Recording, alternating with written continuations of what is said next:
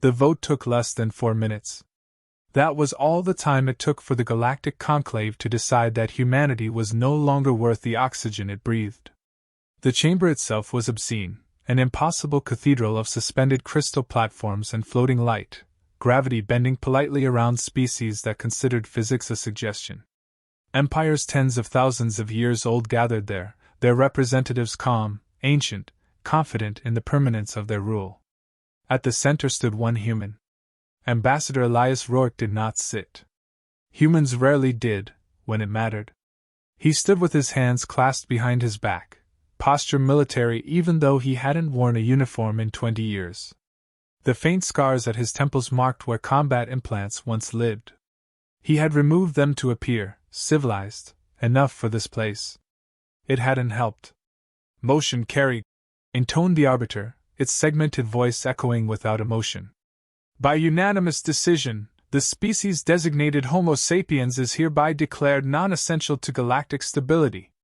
A ripple of approval pulsed through the chamber, soft glows, harmonic vibrations, clicking mandibles. Not celebration. Just relief. Rourke exhaled slowly.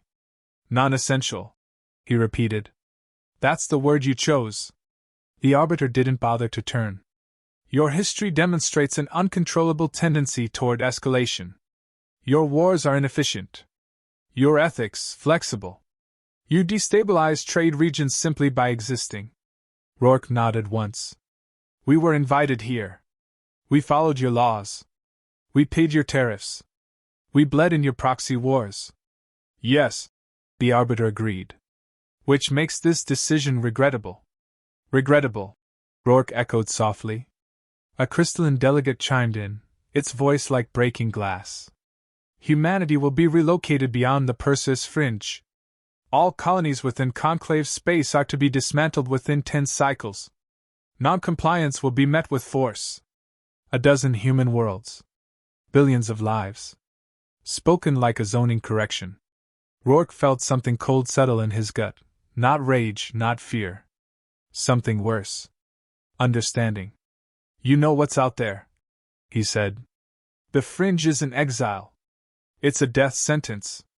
The arbiter finally turned, its many eyes flat and uncaring. Then prove us wrong. Security drones drifted closer. The meeting was over. Rourke straightened his jacket, smoothed the wrinkles like a man preparing for a funeral. You're making a mistake, he said, his voice calm enough to be mistaken for polite. The arbiter dismissed him with a flick of light. History will not remember you. As the chamber doors sealed behind him, Elias Ror smiled, just a little. History always remembers us, he muttered. You just never read the footnotes. The evacuation was hell. Human ships crowded the lanes, hauling everything that could be unbolted from worlds they had spent generations building. Cities were stripped to frames. Atmospheres vented. Farms burned. Families were separated in the chaos, some never to see each other again. Alien enforcement fleets watched from a distance, weapons charged, not attacking, just reminding. Some humans resisted. Those colonies were erased. Others complied, teeth clenched, eyes burning, recording everything. By the end of 10 cycles, humanity vanished from the conclave's core systems like a bad memory deliberately forgotten. Beyond the Perseus fringe, the stars were wrong. Gravity misbehaved. Radiation storms flayed unshielded hulls. Hyperspace routes twisted and collapsed without warning. Ancient wrecks, ships older than recorded history, drifted silently, their crews long turned to dust. Conclave analysts predicted extinction within 30 years. They stopped checking after 15. Because humanity went quiet. No distress calls. No piracy. No attempts to return. No angry speeches. No pleas for mercy. Just silence. What the conclave never understood was that silence was humanity's most dangerous state. Deep inside a hollowed asteroid the size of a small moon, a human child learned to walk beneath steel skies. Her parents worked 12-hour shifts recycling old warship hulls into habitat supports. At night, they told her stories, not fairy tales, but history. Remember this. her mother said, pointing to a faded projection of the conclave chamber. They decided we didn't matter. In another system, former admirals argued over ration charts and reactor outputs, then quietly sketched fleet formations in the margins. On a derelict battleship welded into a rotating colony, an old sergeant taught teenagers how to clear a room using flashlights and mirrors. "You won't need this," he said every time. Then he taught them anyway. Humanity adapted. They buried their cities under kilometers of rock. They learned to live inside radiation storms. They dismantled their old doctrines and rebuilt them leaner, meaner, smarter. They stopped building monuments.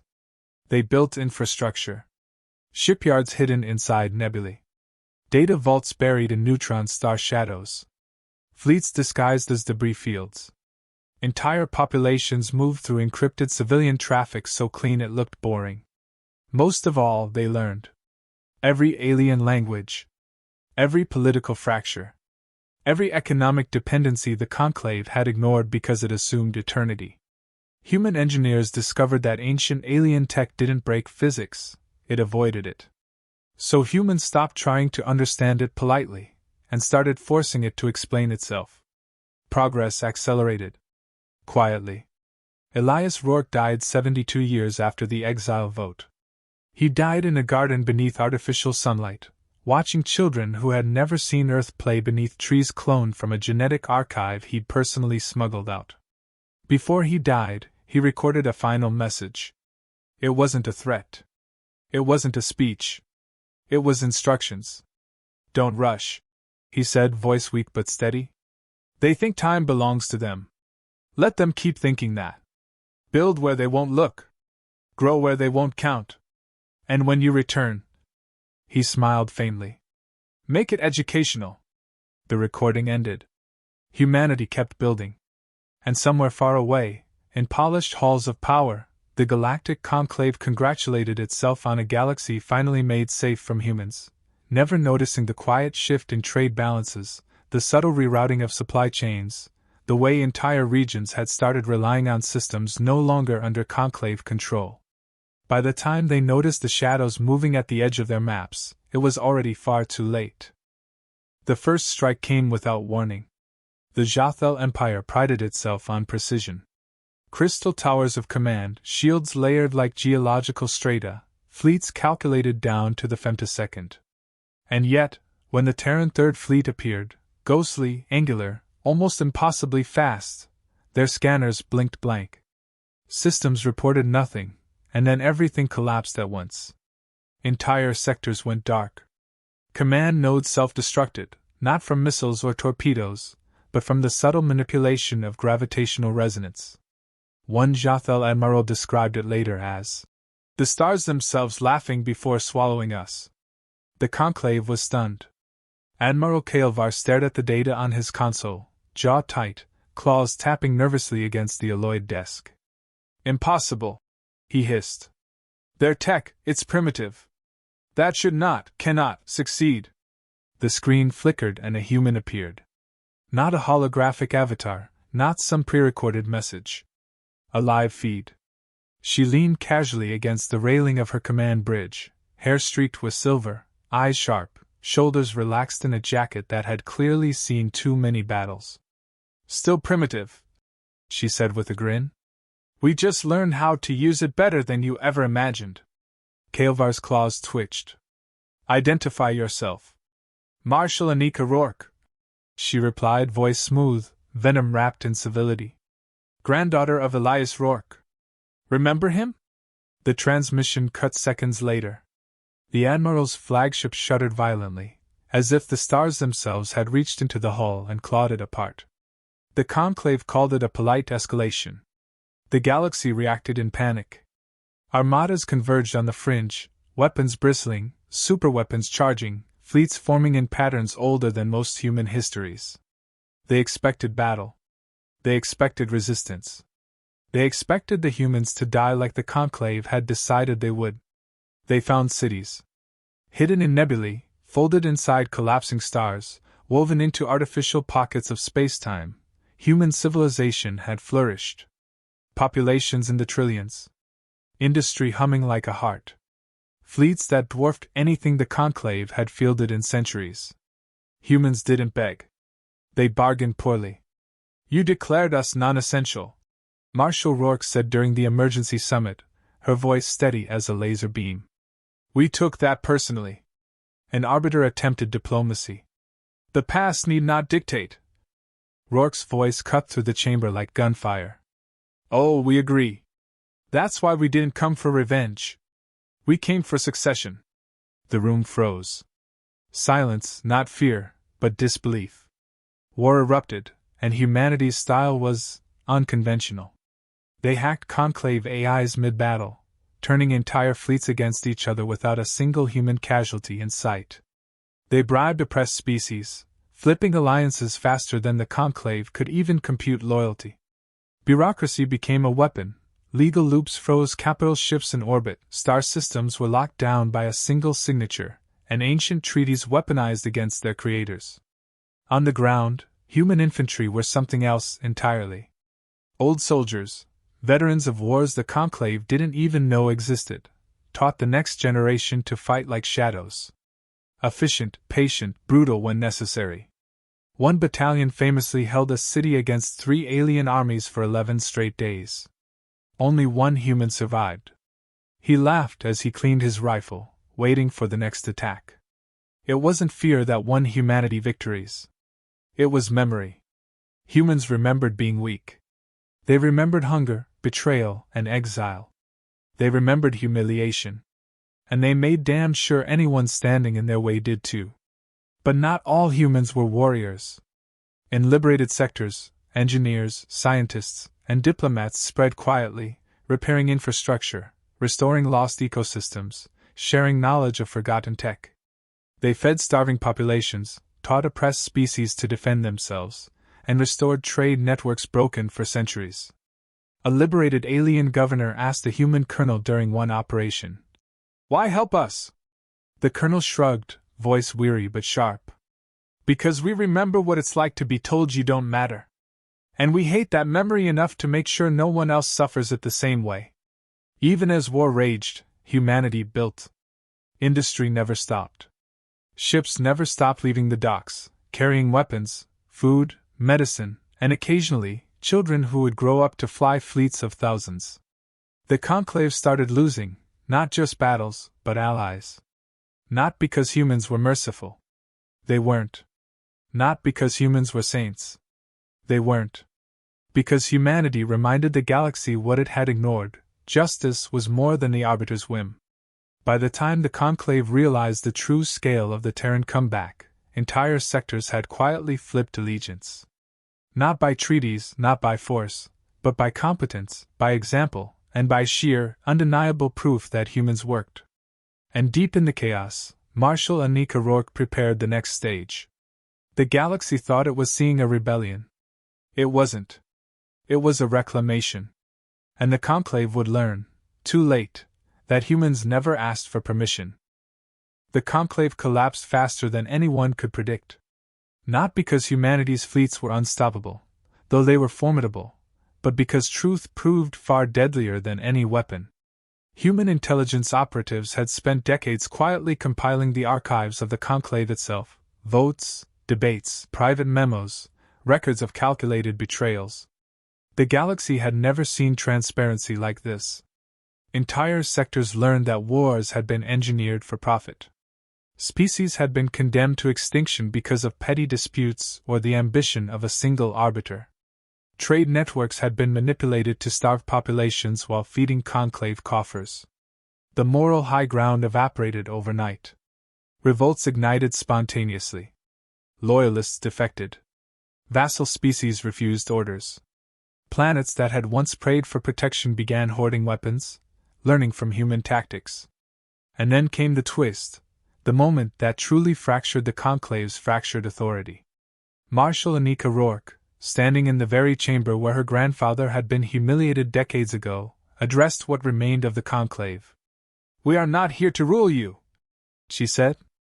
Her voice carried across channels in the ancient language of diplomacy, layered with a tone that was half admonition, half lethal calm. Murmurs ran through the assembly. Light creatures dimmed their glow in confusion. Silicon minds buzzed nervously. Crystal and chitin shifted in disbelief. We already do, she continued, revealing the map. Trade networks crisscrossed the galaxy like veins of living power. Human logistics supported entire sectors. Civilian satellites, encrypted communications, even planetary defenses. Human systems ran quietly beneath the conclave's notice. For decades, the galaxy had been growing dependent, without realizing it. You didn't notice us because you never looked, Rourke said.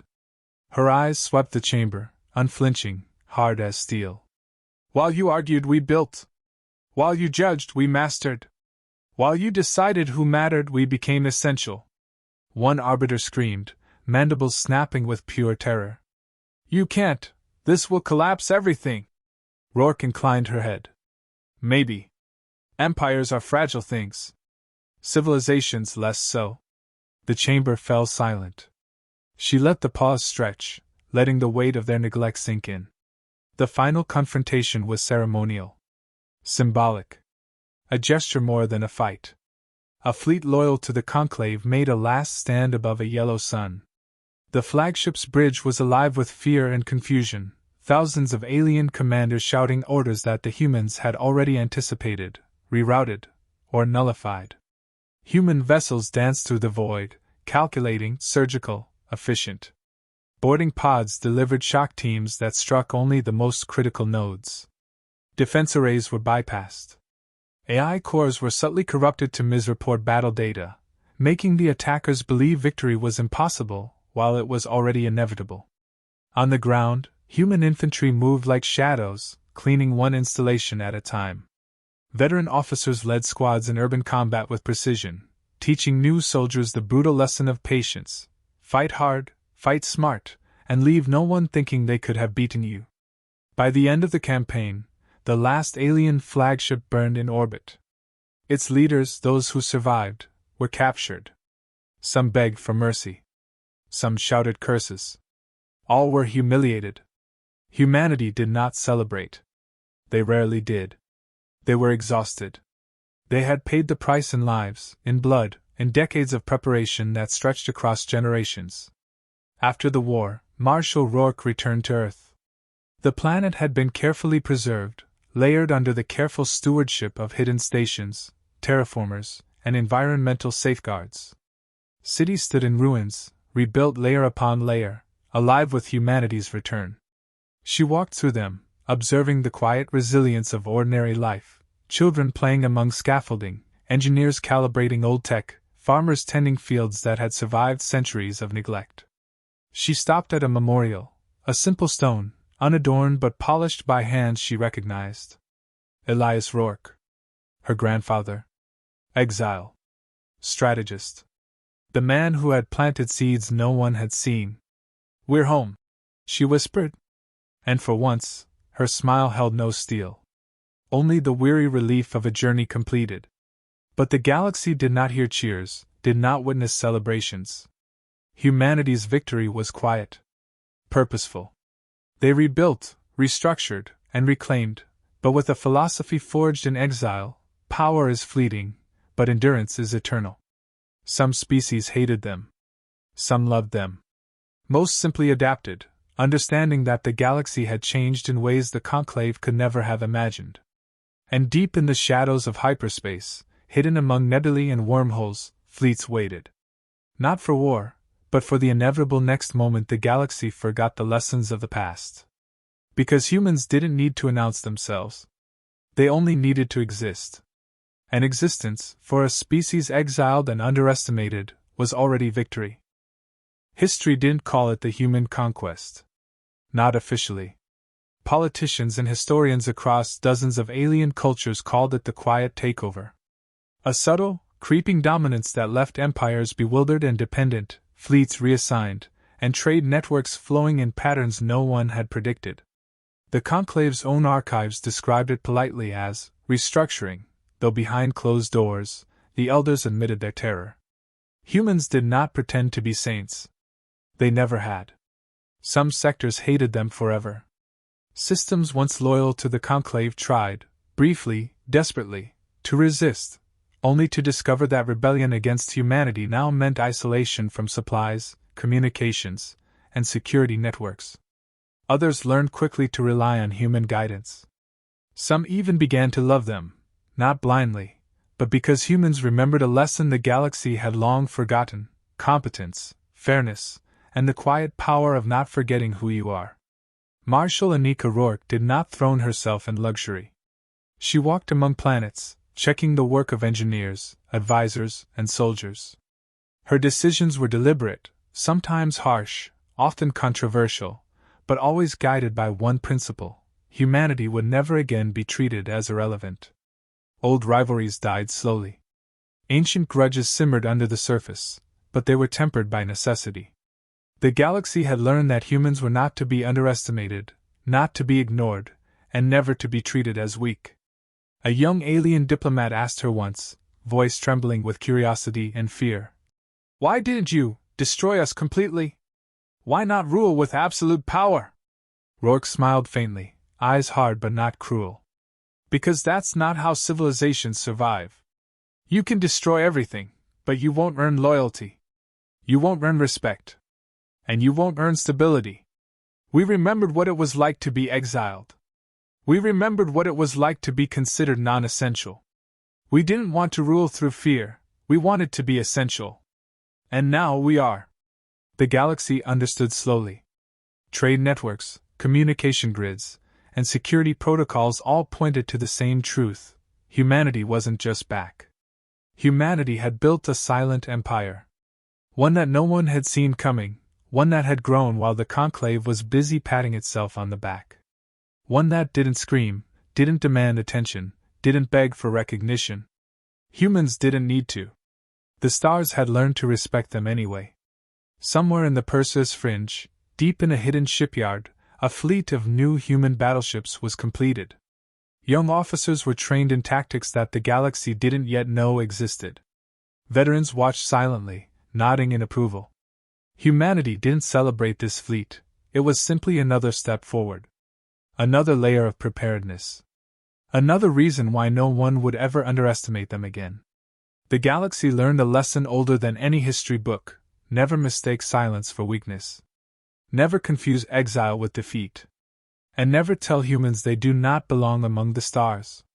Because if you do, if you ever do, humans will not scream, will not beg, will not apologize. They will quietly build an empire while you are looking the other way. And when they return, it will already be too late. The stars themselves seemed to acknowledge it, flickering as if in silent applause. Humanity was home. And the galaxy would never be the same again.